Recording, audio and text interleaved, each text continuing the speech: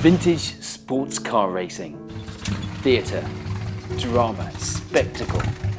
For Dougal Cawley and his Fraser Nash racing car, affectionately known as Piglet, this is no exhibition. This 1929 3.2 litre fire-breathing monster means business. Don't for 1 minute get the impression that we're not racing. We're really racing. And these cars will drift around the corner gracefully and beautifully.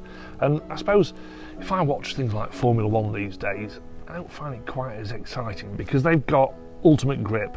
The technology in there is fantastic, but there isn't as much drama in there because they're just planted on the road, whereas a vintage car like this is drifting and moving underneath you. That drama, offered by the spectacle of vintage sports car racing, is a great way to inspire the next generation of motorsport engineers and drivers. It's also a great way to make home improvements in the Cawley household. My second son, Woodford, I bought him an Austin 7 now. He's driven that car. In fact, he's actually crashed into my garage door once as well, bless him. But he's got an Austin 7 now that, because he's interested in engineering, it's the perfect starter for him because the mechanics in it are relatively simple. It's all moving parts, you can see them moving, you can see what's going on. So he's got an Austin 7 in the garage and spending quite a bit of time fettling that now and getting that up so that by the time he's 17, I think maybe even 16 for doing sprints and hill climbs, but by the time he's old enough, he'll have made the car his own, he'll know every nut and bolt on it like I do with that thing, and he'll be really keen to get out there and do some motorsport himself.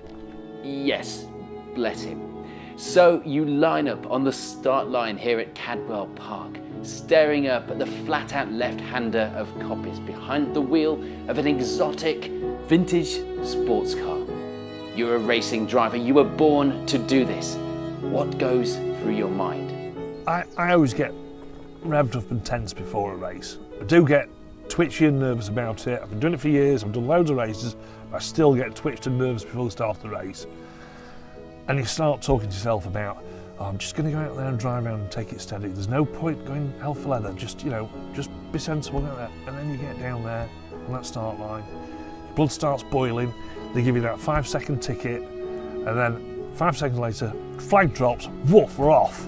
All of us together, ploughing into that first corner, which is epic.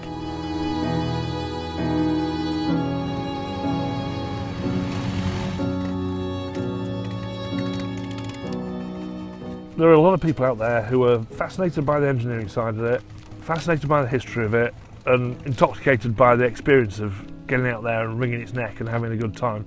And really, I suppose probably the best way to get some kind of involvement in these things, it would be to come to Cadwell Park. They'll all be there in the paddock. You can get close and dirty with them. People will be driving the cars down to the paddock. You can walk around the paddock and get right amongst the cars, see people fettling them and preparing them. It's the perfect way to get an experience of a vintage car.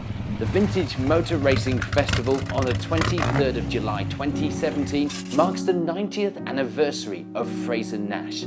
The event will be packed with entertainment on and off the track, perfect for the whole family. This is Cadwell Park.